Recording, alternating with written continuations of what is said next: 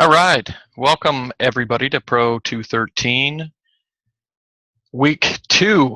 You've made it to week 2. After this week, you'll be halfway through the course. You've made it successfully through a week. Hopefully, you feel great about that.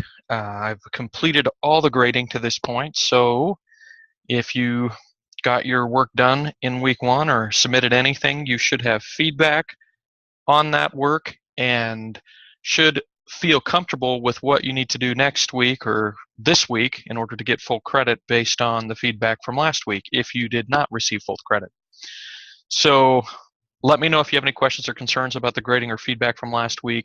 A few of you, as I mentioned in the announcement board, should add a few more posts for additional credit. I will give you additional credit if you add additional effort and put more effort into the board. Not for 100% of the credit, but for most of the credit, so I think it's well worth your time. Additionally, there are just a few of you who did not complete any of them, and so any of the posts from last week, and I'd encourage you to get caught up as soon as you can. So should all be a reminder at this point. Those of you who didn't get all 3 posts completed, just make sure and get all 3 completed. And for those of you who made the discussion board a great week last week, thank you, congratulations for getting through the first week, and I think you'll be pleased if you followed the instructions with your scores from week 1. All right.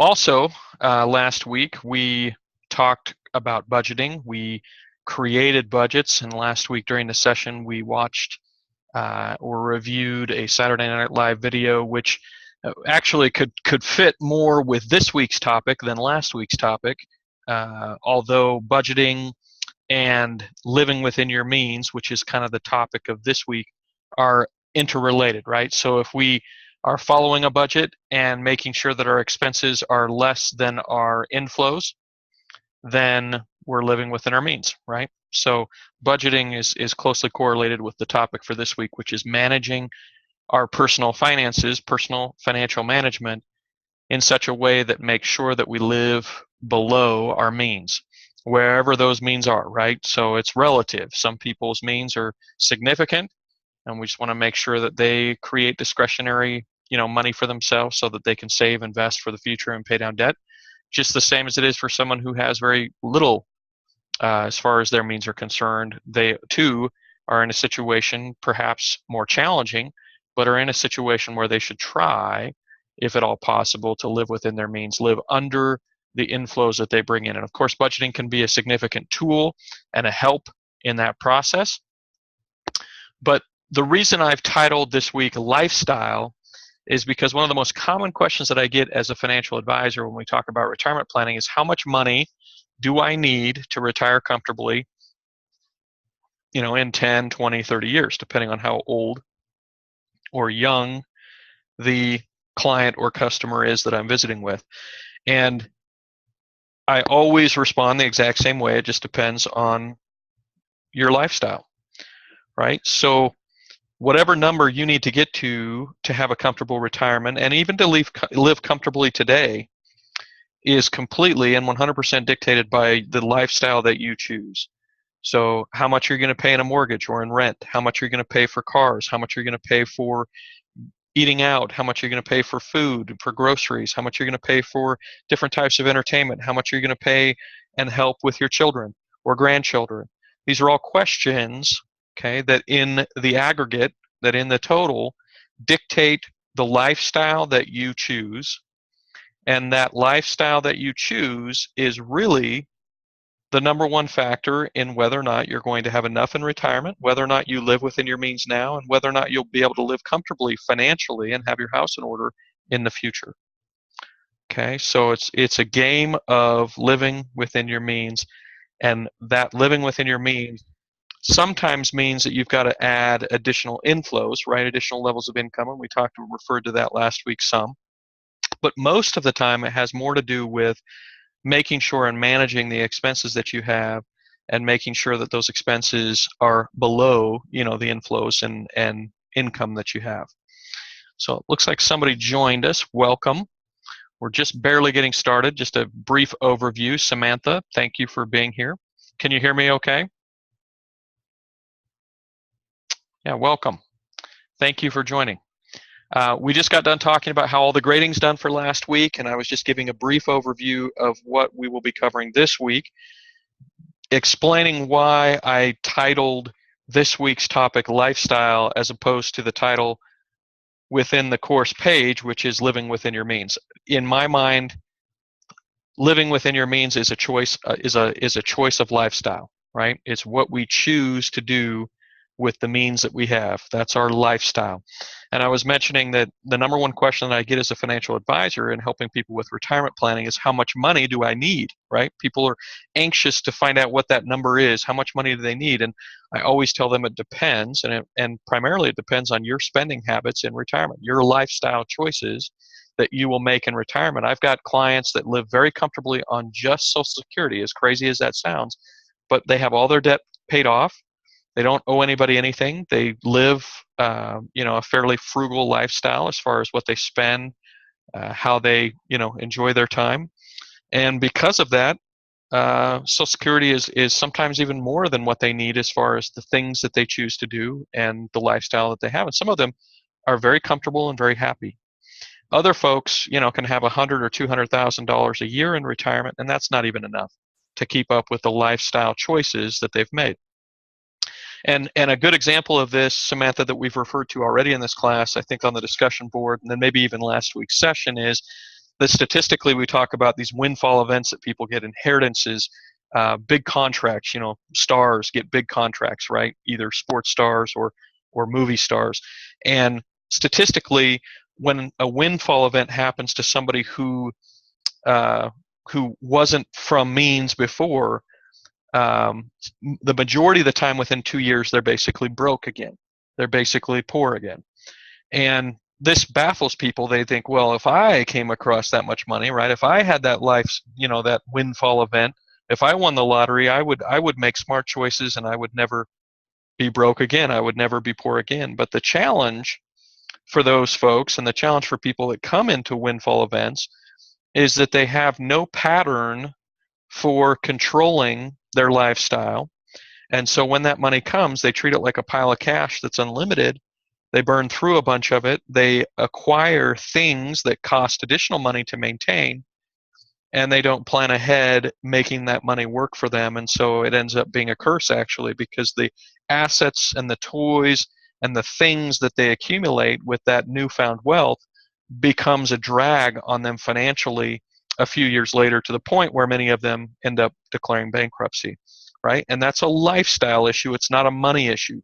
These folks have millions of dollars, but they can't get it figured out as far as, making that money work for them, setting up savings programs, being disciplined about making that money help them, right? It still can help them. They still can have opportunities. Obviously, it opens a lot of doors for these folks, but they need to be prudent about how they open those doors so that they don't put themselves in a bad situation later, of course, right? And from afar, it's easy to say that, but it's harder to do it. And Samantha, you might have, and I appreciate you saying something, because some people, wouldn't have the courage to say that, but you might wake up some mornings and think, man, I should have done something different with that money, right? I should have invested it, or I should have invested in a business, or I should have put it to work in some way. And some people probably would second guess what you did, but you have more flexibility, right? You have more flexibility because your debts are paid off. And so it's a hard choice. It really is. But usually there's some kind of balance when these windfall events happen and when we have income, right? And at some point, all of you should have increases of income based on additional opportunities by being done with school. And you'll always have a choice, right? You'll always have a choice whether or not to spend more on more things that then in turn create more expense. So almost everything we buy and almost everything we purchase, right, with our additional wealth becomes an additional expense down the road. And what I mean by that is, the bigger the house, the higher the utilities. The nicer the car, the more expensive the insurance and repairs.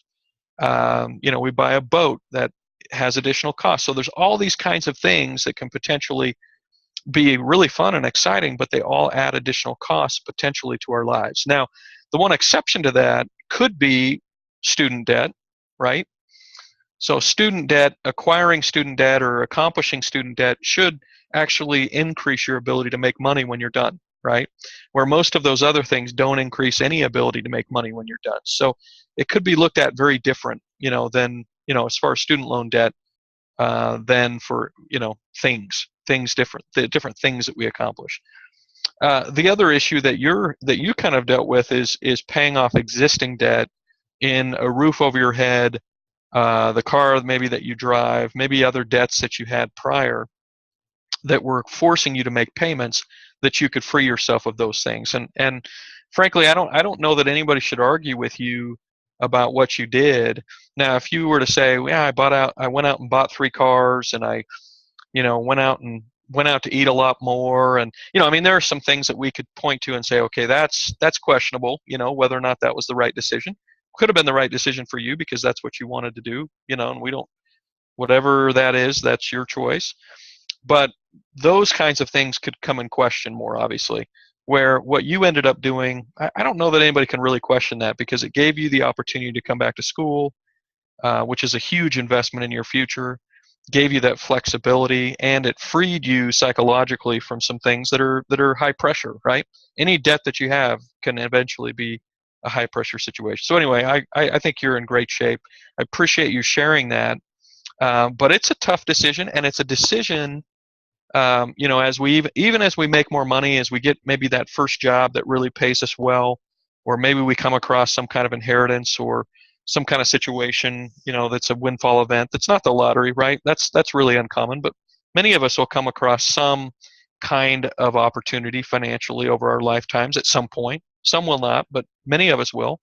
And the choices that we make about those, that windfall event or that increase in income when we get that good job, they can be really taxing. They can be a challenge. They can be stress filled. They can be a situation where we second guess ourselves a lot. But I think we'll always be in the right if we were focused on, in a prudent way, paying down responsibilities, debt that we have, good debt, right? That's debt on things that actually help our lives, help us be able to get from one place to another, help keep a roof over our head, those kinds of things, or invest in our future, like in the case of school. But also, maybe make our money work for us, for down the road as well. So there's opportunities to probably do both in many cases, where we can pay down some debt and we can also save for the future and make our money work for us for retirement and things like that, or to start a business, something like that. So there's usually room for all of those things at some level. Whether or not you have some kind of windfall event like we talked about as far as an inheritance, or if it's just that first job, right, that finally pays us a little bit, where we have some discretionary income and can make those choices about making additional payments on debt and saving for the future. So tough choices, all related to what we're talking about in this class. Budgeting obviously is an exercise of making those choices, and the more we think and really consider what those choices are, the better I think our decisions will end up being. The more we kind of make quick decisions and don't really put a lot of thought in or effort into what that money really means and what it can do and how impactful it could be for our lives, sometimes we'll make decisions that we'll regret financially. I think most of us can think back over our lifetimes and say, okay, at some point I had a little bit extra money, I should have done something productive, and I didn't, right? I made the wrong choice. And so we can learn from those, mistakes, hopefully small mistakes that we make over the years, so that, if something bigger were to happen, we can make the right choice next time. All right, Samantha, thanks for sharing. We'll get to some of the content for today. I wanted to, first of all, talk a little bit about last week. I know it's a review. I won't spend, hopefully, too much time on this, but there are a couple things that I wanted to make sure and point out. One was, there was a comment on the discussion board about Credit Karma, and using Credit Karma might impact your score.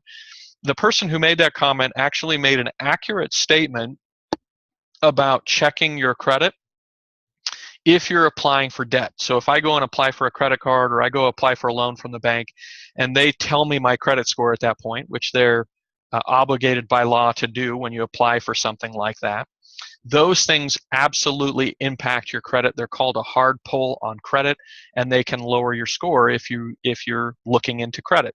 And that makes sense intuitively. If a bank can see that you're out trying to find credit and applying for a lot of different credit, that will lower your credit score, because it means that you potentially are either desperate for money or are looking to expand all your credit lines of credit, which, the more credit you have, the less likely there's the potential that you can handle all that credit if you were to get into debt with all that credit and not be able to cover it all with your income.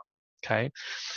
But in the case of Credit Karma, creditreport.com, your credit card company, that now if you have a credit card, almost all credit card companies will allow you to see your credit score through a program that they offer for free online. So if you log into your credit card company account, whether it's, I've got one with Chase Bank, Discover, US Bank, they're all offering free credit score information. And it's because they've all teamed up now with one of the major credit bureaus in order to offer that as a free service or a value add or advantage through the credit card company. So if you're doing it through the credit card company, again, that's considered a soft pull, or not even a pull at all, just a check. And those checks do not have any impact on your credit score. Okay. So if you are subscribed to Credit Karma and now concerned that somehow that's going to affect your score, that's not the case. Credit Karma and the affiliation they have with the two credit bureaus allows them to show you your score as often as you'd like to see it without having any impact on your credit score at all. Okay, so that's one of the things that we needed to clarify from last week's discussion board. Another thing that came up in last week's discussion board is, how do I increase my credit score? So credit scores range from 300 to 850. Obviously, we want our credit scores as high as possible, and many people struggle with trying to increase their score over time, right? They're either young and don't have any established credit, or maybe you're a little bit older and you've had some different things happen. Maybe it's some late payments or a bankruptcy or collections that have created a negative on your credit report. Sometimes it's medical bills or a divorce, right, that can create significantly negative events on your credit. So I put a post on this week's discussion board in week 2 that gives you some tips and information on credit, increasing credit, and some places to look and see some additional opportunities in increasing credit. And so I just wanted to point you to that if you've got any concerns or questions about increasing credit scores. Also, there's really a lot of great material now online. So even if you just Googled increasing your credit score, you'd find some great resources. Most of the banks offer free resources. Most of the credit card companies offer free resources because they're all in the business of trying to help you obviously get the best score possible, because then they can do more business with you. So that is another piece of information from last week that I wanted to give you. I thought last week was great as far as tools on budgeting. Obviously, we're using Excel, right, for last week's board. And Excel is probably the oldest version of a budget, other than handwritten budgets that people used to put on graphing paper. And I've still got clients that do that. They have a ledger that they've built, and it's handwritten, and they're inputting, their information from day to day on what they spend on and how they, what their finances look like. For me, I don't have the patience to do an ongoing budget within Excel or manually. So I choose to use an app and a site in conjunction with each other for my budgeting. There are lots of tools out there, many of which are free. I linked one of my posts last week. I linked to 10 or 12 budgeting apps and their information. And so, I just encourage you to find the one that works best for you and use the technology that's out there to make it easy, right? The easier it is, the more likely it is that we'll stay focused on it and use it. The harder it is, the more likely that at some point we'll give up and not want to effort it. So make budgeting as easy as you possibly can. I'd strongly encourage you to use one of those apps or one of those sites that can really help make it simple. We talked about how important automating things is. I will keep referring to this. One of the things that makes your budgeting life, your financial life, much, much easier is if at some point you'll use the tools that are out there through banks, okay, or through your financial institution, whichever one you use, in order to automate some of your processes on a month-to-month basis. Expenses, saving, all these things we can automate now very simply, but while still maintaining complete control. We don't relinquish any of our control. We can stop and start and change whenever we need to without any cost, okay, and with very little hassle. It's very simple. But what this allows us to do is to automate as much of this process as possible. I mentioned to you last week that statistically speaking, most people retire and all they have is their 401k. They don't have any other savings for retirement. And the reason that that is because the 401k is automatic. It comes through payroll and it's easy. It's easy to do and it's automatic out of payroll. If you'll, through your bank or whatever financial institution you use, automate your saving and investing in conjunction with maybe a 401k or IRA that you have through work, you'll make significantly more progress, or at least put yourself in a position to be more successful or more likely to be successful with your savings program. So automate as much as you possibly can, simplify it. Those things tend to bring success. We talked about some tips and tricks. I'm not going to go over all of these, but I thought some of them were especially important and important enough to reiterate. One is, if you have a household where you're not the only person making financial decisions, you have a partner, you have a spouse, you have a sibling, whatever it is, there are all kinds of different family dynamics now, or household dynamics that could exist. If you're sharing expenses or sharing the household finances with anybody else, the success of your budget is going to depend on whether or not you have buy-in and have those other people or that other person on the same page as you are. Okay, and so if you're a single mother raising children, maybe that's just you. Maybe you don't have to have anybody else's buy-in. And frankly, it makes budgeting easier. It may make it harder from a standpoint of increasing revenue, right? Increasing inflows, but it makes it much more simple as far as having control of your ability to, your future financially. There are many people that I meet with that one person in a couple or in a household is very financially disciplined and could easily make a lot of progress towards their financial future, but they get sabotaged by their spouse or by their partner or by someone else in their household, that they can never seem to make enough money to outstrip that person's spending. So it takes two, takes sometimes even more than two. We got to have buy-in. We got to work at that sometimes. Sometimes it's listening to, or participating in a something like Financial Peace University through Dave Ramsey, or reading his books, or it's talking to family members, or it's just sitting down and really having open line of communication regarding, what's important financially for the two of you, or for however many there are of you, for your future. Got to make sure that you can adjust and allow a buffer within your budgeting. You got to make sure it's not a static thing. You can't create an Excel spreadsheet or have an app that doesn't allow adjustments or changes to be made. There will always be adjustments and changes throughout life, no matter whether or not whatever place you're in. Life throws changes at us, right? We know that it will happen. So don't get caught up in a certain budget. You've got to be willing to make adjustments, and you've also got to be willing to understand that no matter how good your budget seems today, it needs to have a buffer built in for emergencies and for things that you can't foresee that will happen and will be a drag potentially on your finances. So you've got to account for that, and you've got to plan for that, and you've got to prepare for that in order to have a successful budget. You've got to be able to adjust, but you've also got to be able to allow for changes to happen and understand that many of those changes, unfortunately, life throws the negative ones at us, right? Throws these different changes at us that sometimes require us to dig down, to dip into that emergency reserve. That's what it's there for, and to maybe even increase expenses at different points in our life as things change. So just make sure you've got both those built in and that you're accounting for that over time.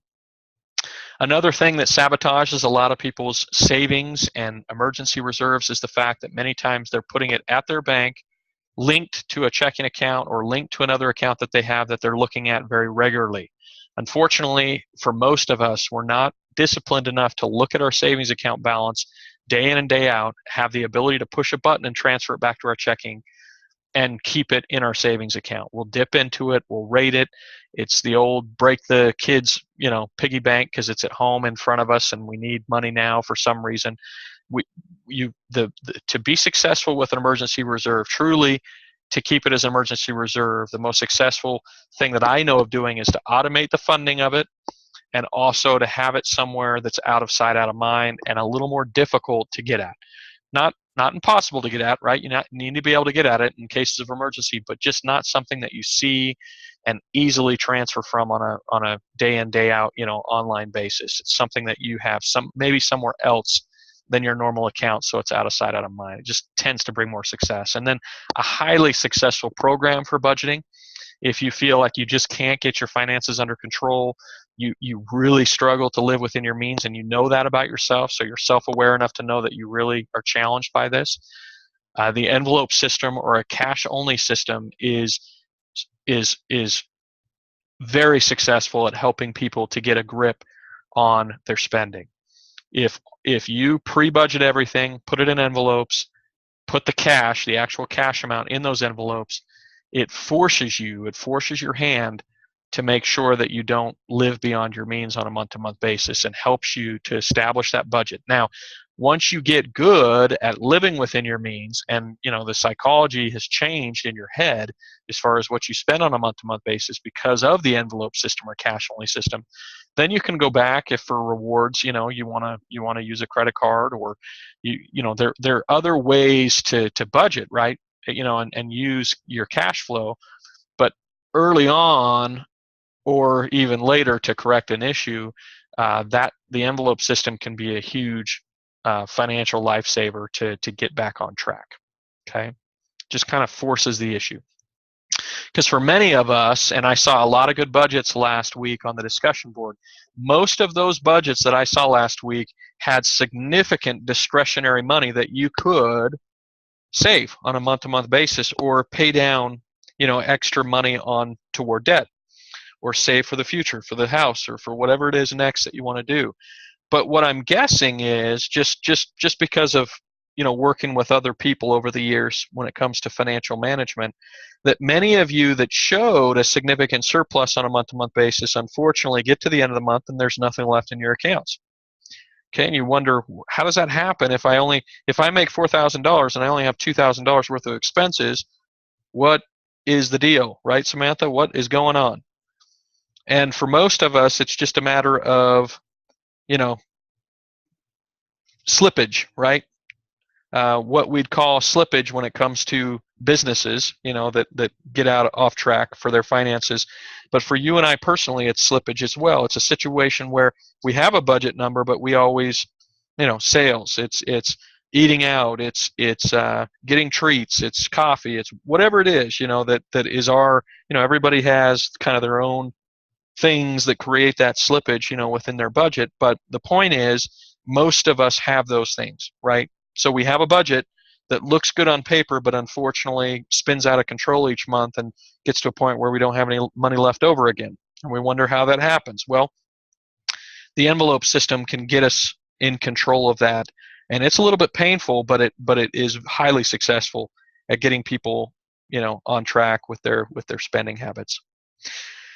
And of course, we looked at Excel. There's lots of good templates out there. Many of you had some very, very good templates within Excel for budgeting. Personally, I prefer some of these new apps that are out. I think they look and feel nicer. They're easier to use, but Excel is a good tool as well, and all of us have access to that. So that can be an opportunity, and now you know how to do it, right? So I'd encourage you to do it and track it going forward. You know what, Samantha, if you've got it budgeted in, I think that's just fine.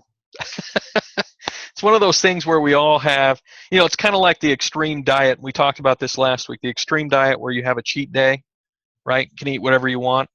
Maybe you go no sugar, no fat, no, extremely healthy for 6 days out of the week, and then you can eat whatever you want for a day. And because of that cheat day, or because of the cheat items that you can have on a daily basis, that kind of, if you had a lot of them, they'd blow up your diet. But if you limit them and have it within reason and plan for it, then it's just fine, right? And it makes life doable. It makes your finances doable if you account for some of those things. Most of us aren't disciplined to do kind of the extreme. I'm not going to have any expenses, right? And I'm going to live like that. Most of us can't do that. Most of us have to have. For me, it's Tuesday in Utah's a movie night at the local theaters. is $5 for a brand new movie. And for me, that's a lot of fun. It's not horribly expensive, but once or twice a month, I'll usually go catch a new movie for $5 because that's a good deal when it comes to new movies, but it's also a lot of fun for me. I enjoy them. Right. So I think we all have kind of those things that we almost need. They're part of our needs that we have, but we've got to make sure, obviously, to keep it within reason. We've got to limit it in some way. I can't go to new movies every night, right? But if I go to a new movie once or twice a month and I do it on the $5 night, then it can work out great.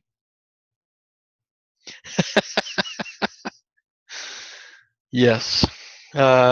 Sounds like soda's kind of your sanity. Do you have all these new soda shops, Samantha, wherever you are? I'm not sure where you're located, but in Utah County, we've got all these like Sodalicious, Swig, Poppin' Sweets, all these different new soda shops. Do you have a lot of soda shops that all they focus on is soda, or do you just go to a gas station or convenience store and pick one up?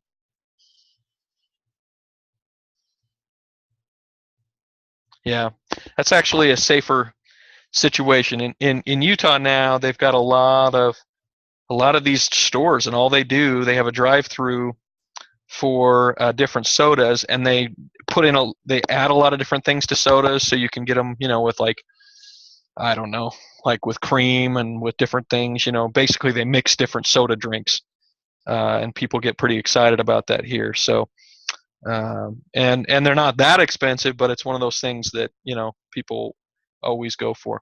Well, Samantha, you're a Pepsi drinker. I'm a Coke drinker. We're still friends, but I like just a standard Coke. That's my favorite soda by far. I don't want anything in it. I don't want any ads. I just like a standard Coke. So, all right. Someday you'll convert, or maybe I'll convert, right? Yeah, actually, Pepsi. I don't mind Pepsi. Some people are like, I don't like the other one. I don't mind Pepsi at all. But if I have my choice, okay. So that's kind of a review of last week. Some things about budgeting. Any questions, Samantha, from last week? Anything that still kind of concerns you, or you're worried about as far as budgeting, credit scores, credit, anything at all that I can maybe help with before we move on tonight?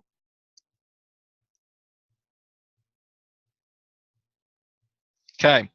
So if you do, just type it in. I'll get to it. And once again, still appreciate you being on here. So as far as formatting your budget with subtracting your expenses from your income, is that what you mean?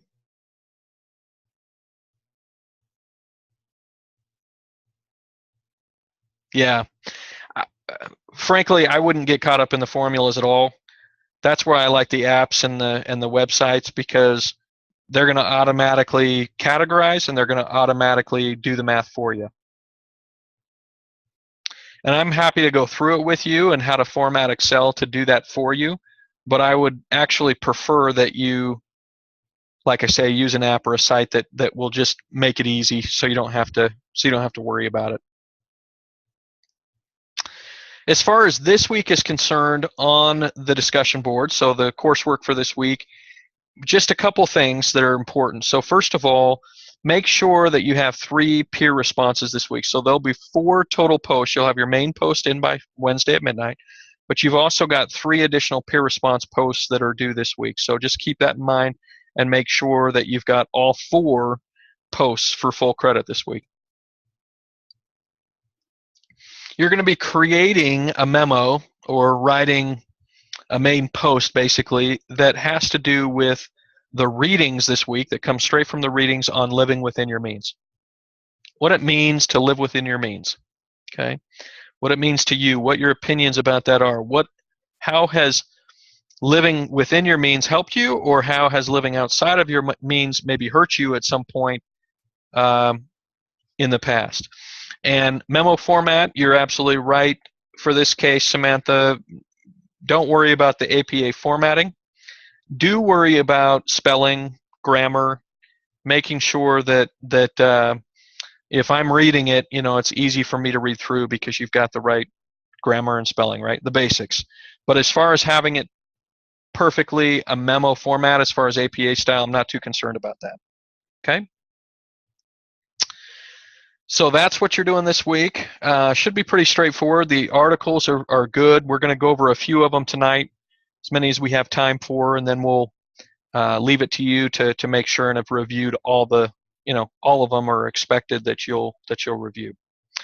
And then for next week, just as a heads up, we will have an interview due for next week's discussion board. You're going to be interviewing somebody that is good with their money.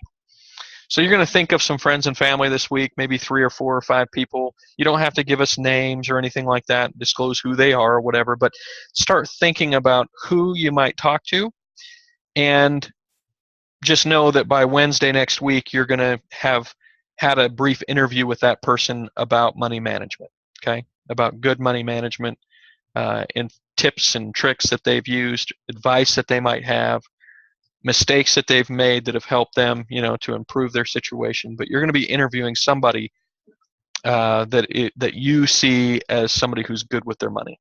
Okay. Any questions on this week's assignment other than your question about APA formatting, Samantha?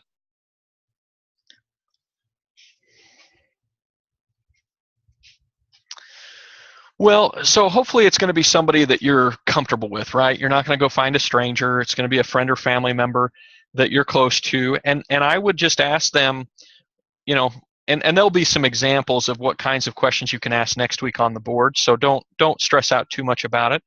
But the basic gist of it would be, what kinds of things have you done in your life to manage money, and to manage money well, to be successful managing your money? And then what kinds of mistakes or things would you advise someone else to do based on your life experiences better with their money? What kind of advice would you give me, to manage my money better and to have, have my finances in order and to have success financially?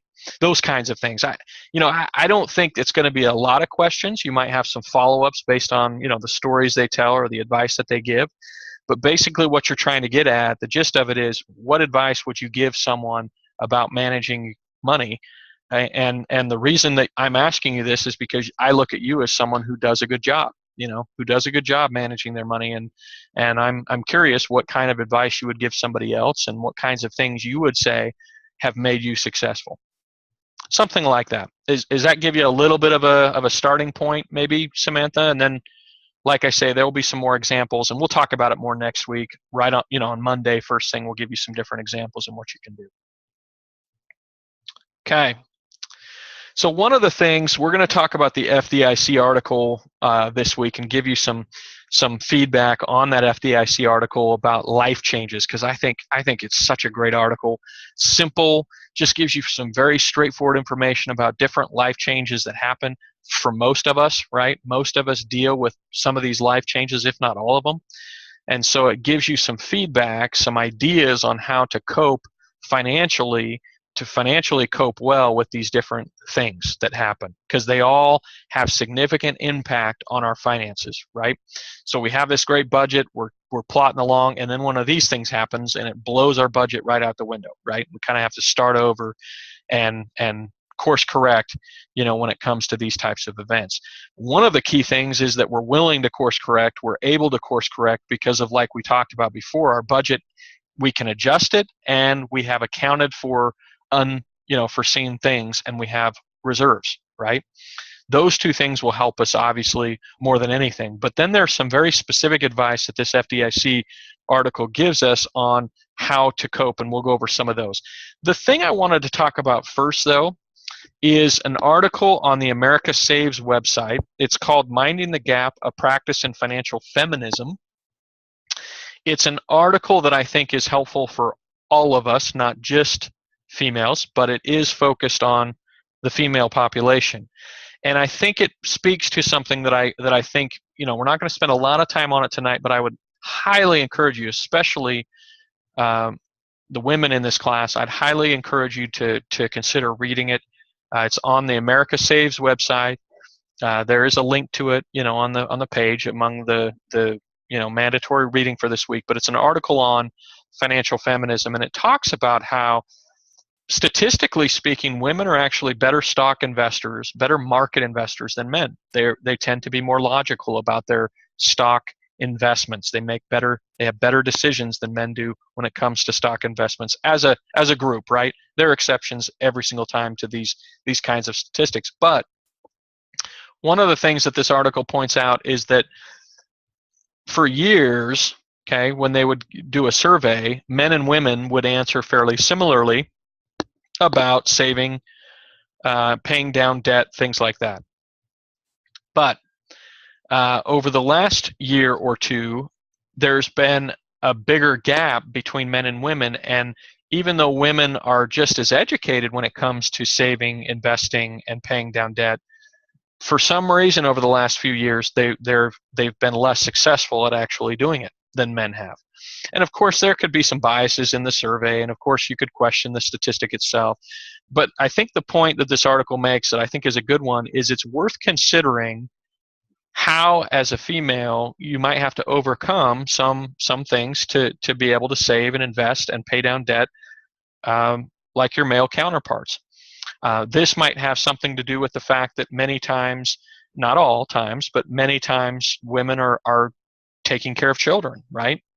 And so that puts extra financial strain on them, where maybe more of these men maybe don't have children that they're having to financially care for. I'm not sure. I'm just saying that could be part of it. It also could be that there could be other strains, healthcare and other things that are putting a drain on females' finances versus male finance. The point is, I don't know for sure why this is, and I don't think the article is trying to say that they know for sure, but it's worth considering the fact that if you're female, that maybe there are some things that you need to get on top of right away to try to overcome this, right? And I don't mean to pick on you, but I do care. I do want you, the females in this class, to recognize that you could be at a disadvantage when it comes to saving, investing, and paying down debt. And the more you know, the more you educate yourself on saving, investing, and getting help, because there are lots of resources specifically for women out there in helping them save, invest, and pay down debt. And so I would tap into some of those resources. I would try to learn as much as I possibly could to help compensate or overcome for maybe a disadvantage that's not, it's not because you're female, but it's just the reality, that's been going on the last few years where there's that gap. Okay. Good. Yes, exactly. So anyway, that's what I'm trying to say, is exactly what Samantha just said, just trying to overcome that gap that can exist, that disadvantage that may exist, and I'm not assuming it does, but it may exist. There's some articles, and there's lots of resources online that this points you to help you as a female to overcome those potential disadvantages that could be there. Okay. All right. So I did want to point that out on the America Saves website. Great article on that. But then back to this FDIC article, I mentioned that I would want to look at a few things. Life events will occur, that we know that they will occur. We've got this adjustable budget because we took this class and we learned that we need to make sure our budget can adjust. We had some savings and reserves because, of course, we took this class and that's what we were supposed to do. But then divorce happens, or a baby happens, or significant doctor bills happen, or we need to buy a house, or we have a job loss situation, or we're having a problem making our mortgage payments at some point. All of these things might affect us at some point, but at least a few of them probably will affect us if they haven't already, at some point. And this FDIC site goes through each one of these situations, and I'm sure there's lots more materials out there, but it gives you some very concise feedback. So for example, getting married. You would think that marriage would be the best thing possible for your income, right? Because now you're going to go from one income potential to two income potentials, and you're still one household, right? So potentially that has the ability to really help financially. Surprisingly, many people don't consider the potential pitfalls financially of marriage, and there are a lot of them. It's not that marriage is a bad thing. That's not what we're saying. We're just saying that marriage could potentially have or come or bring with it some potential pitfalls. And one of the things that this article alludes to is the fact that you may be bringing someone into your financial household that has significant debt, Okay, they could be bringing significant debt to your household. They could have significant deficit as far as their income and outflows each month. They could have significant problems as far as just always outspending what they make, and that could be devastating to your own financial situation, even if you are very good with your finances, right? So this article gives some good advice as far as making sure that you understand outstanding debts that your partner might have, that you understand short-term and long-term financial goals that you might have. And these all sound like a real buzzkill to the romance and to the excitement of being engaged or getting married. But if you're really planning on being a team, these should be something that your partner or your spouse, or your fiance should be anxious to do with you, right? They should not talk down the significance of how important it is to have this conversation.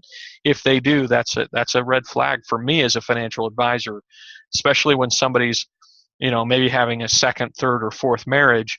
If the person that they're dating or getting serious with or thinking, they're going to form a household with, is wanting to avoid all conversations about finances, it sounds logical that would be a red flag, but sometimes in the midst of that, people are not, are not seeing clearly, that's a potential hazard. So marriage can be, financially can be a hazard, even though it could on its surface look like a significant help. Of course, divorce can be a significant financially it can be devastating to people. To go through a divorce, male or female, either way, it can be devastating. And this article gives some good feedback on making sure, being extra careful about your credit reports, credit scores during a divorce, to make sure that you change beneficiaries on different things, ownership on different things, being very careful about making sure that you do that. Make sure that you have legal counsel. Don't try to do it without legal counsel, because somebody else can take significant advantage of you financially if you don't have somebody in your corner. That just things that I think most of us, it sounds logical, but sometimes, again, in the heat of that moment, in that painful process, sometimes doesn't happen the way it should. So anyway, I just wanted to point out a few of them. But there are a lot of different things. If you're having problems making payments on credit cards or other loans, if you're having problems making payments on mortgages, there are programs, and this website gives you some resources to look at. The cool thing about this website, and the federalreserve.gov is the same way, which is another government website. Federalreserve.gov, FDIC.gov, these are government sites. They're not companies trying to make money off you. They're not advertising anything to you, but they have very good information. So I would strongly encourage you to poke around on the FDIC website, on the federalreserve.gov website, because both of those sites have a lot of resources and smart people writing and giving feedback on what your options are in different situations. And so I'd encourage you to look at those sites and use them. Our tax money is paying for them. I would encourage you to use them, and maybe skip some of the pay for sites, and some of the sites where you're getting bombarded with a lot of advertising, because there are these sites that you don't have to deal with that. Okay. All right. Any questions? Any one of these specifically that you want to look at further, Samantha, or is this something that you feel good about, and maybe something that you'll look at a later time? But I'm happy to answer any specific questions you might have on any one of these before we move on, if you'd like to.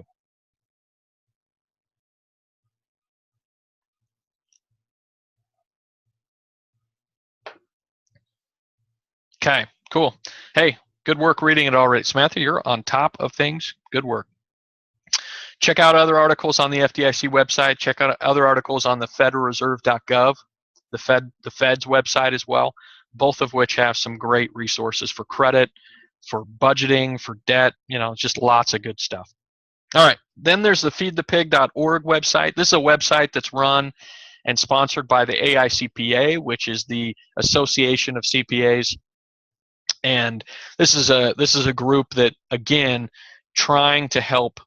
This is, it's not a for-profit organization. This is a non-for-profit group by CPAs, very smart folks, that know a lot about tax and savings and investing, that give you some feedback on this site. This particular article talks about the 50-30-20 plan, which is 50% of what you spend on a monthly basis in your budget should be needs, okay, fixed costs and needs that you have.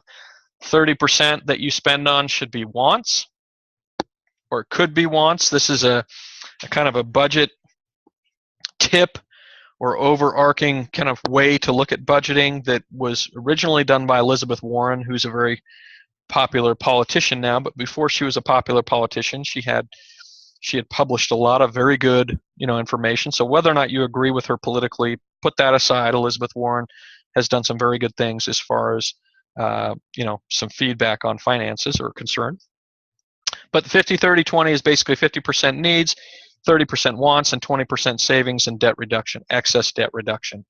And so it's just an easy, we try to come up with these very simple formulas for ways to look at your finances, and this is a very simple one and gives you a good construct to kind of build what it is that you're doing. If you find that 100% of your money each month goes to your needs, you either got an expense problem on the need side or you've got an income problem. And both, it could be a combination problem that you try to solve on both the inflows and outflows side, right? We always talk about how you can reduce expenses, or you can add income, or you can do both. And sometimes it takes both to really, make it work. Okay. So anyway, a decent article, very short article on just giving you some feedback on needs and wants, costs, and then tracking. And if you'll put effort into it, basically the article is talking about how, if you'll put effort into it, living within your means is obviously doable for everybody. May take some time, but it's doable at some point for everybody.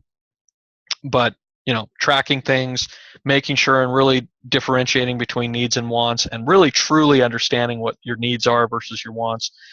Because, if you're like me, you can justify almost anything as a need.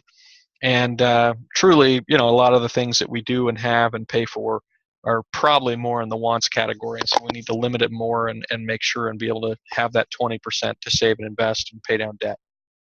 Okay. Questions on that one? It's a good little short article. Another short article is the one on attitudes. Okay. Good. Samantha, awesome.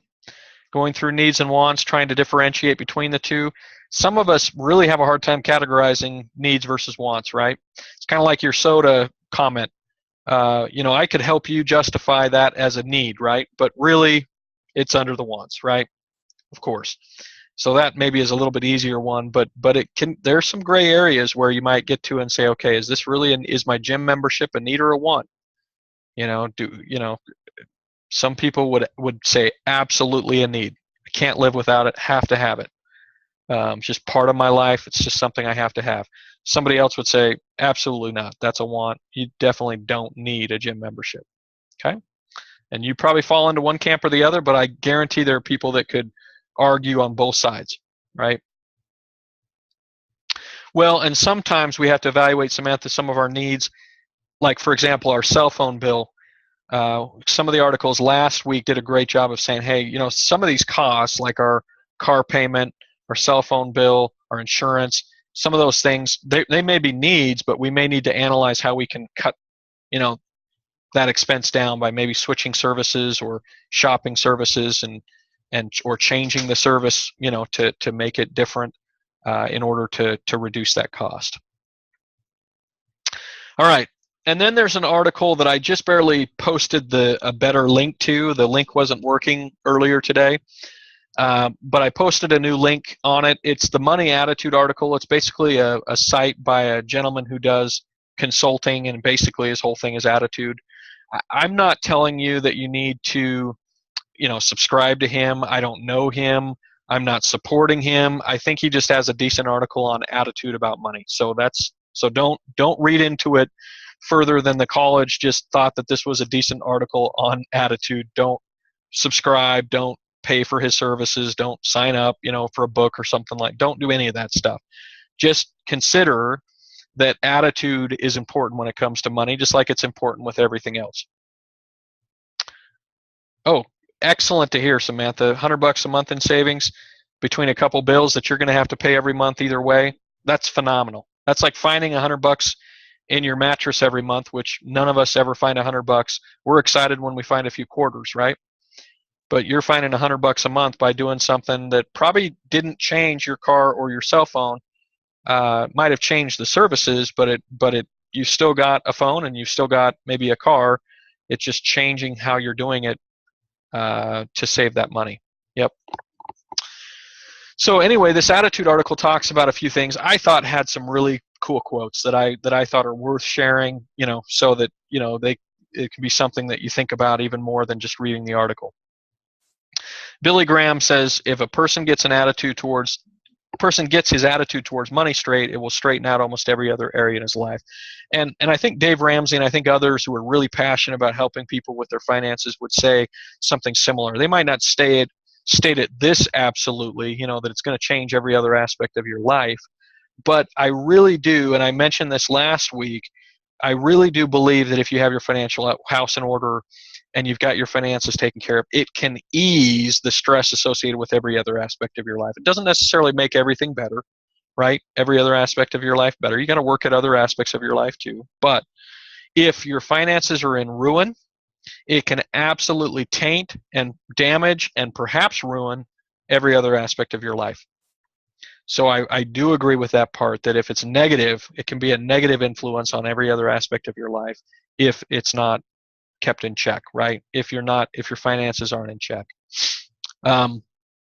Another interesting quote that probably offends some people: the best way to help the poor is not to be one of them.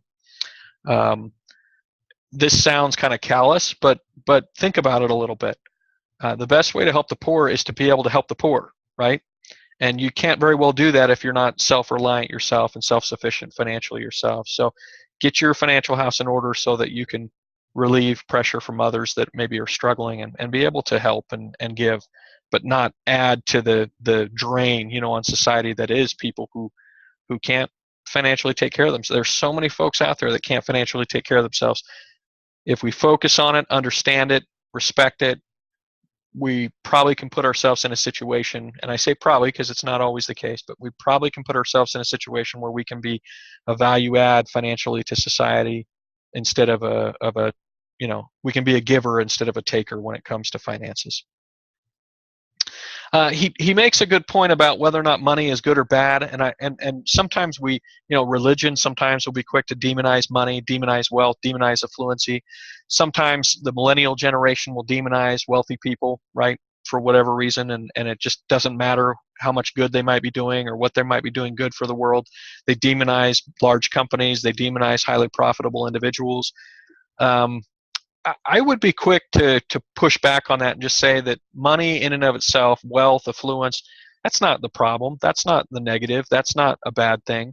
Some folks that are in that, some companies, are absolutely evil and terrible. I'll be the first to say that. But it's not the money itself, right? It's not the affluence or wealth itself that's the bad thing.